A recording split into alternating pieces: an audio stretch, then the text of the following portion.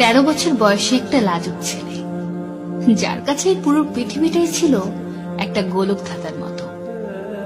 ছেলেটি ছোটবেলা থেকেই নিজেকে একজন ব্যাডমিন্টন প্লেয়ার হিসেবে দেখতে চাইত, কিন্তু কেই বা জানত সেই লাজুক ছেলেটাই একদিন হয়ে উঠবে most famous vocalist, dancer, rapper, BTS ম্যাগনি।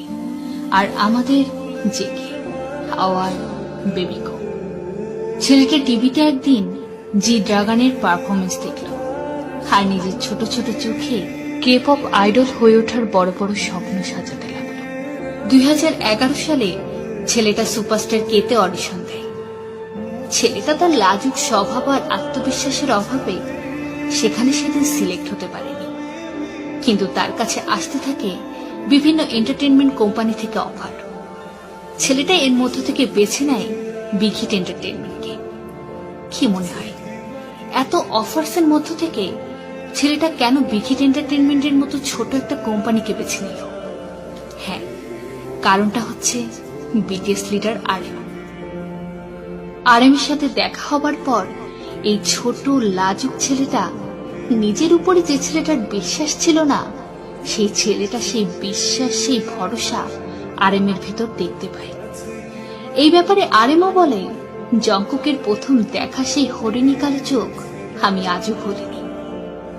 13 বছরে সেই ছোট জংকুক যেন বিটিএস এর মাধ্যমে পেল তার নতুন এক পরিবার। ছেলেটার কৈশোর কাটে তার 6 বড় ভাই আরএম, জিন, জেহোপ, সুগা, ভি আর জিমিনের সাথে। কখনো আরএমের কাঁধে চড়ে ছেলেটা নানান বায়না করে, আবার কখনো জিনের সাথে হাজারো খুনসুটি। জেহোপ আর সুগার কাছে তো ছেলেটার আবদারের শেষ নেই। ভি আর জিমিন তো তার ক্রাইম পার্টনার। আর এর পাশাপাশি চলতে থাকে নিজেকে সেরাদের সেরা করে তোলার এক সংগ্রাম।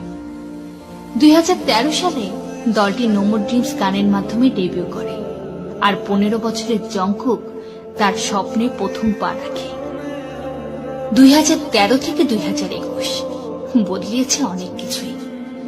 বিটিএস এখন বিশ্বের number 1 K pop boy band, আর সেই 15 বছরের ছেলেটা এখন 23 বছরের একজন যুবক। এখন সে আর সেই লাজুক ছোট ছেলেটি নেই, এখন সে একজন আত্মবিশ্বাসী most famous K pop idol and the 60th alive 2020.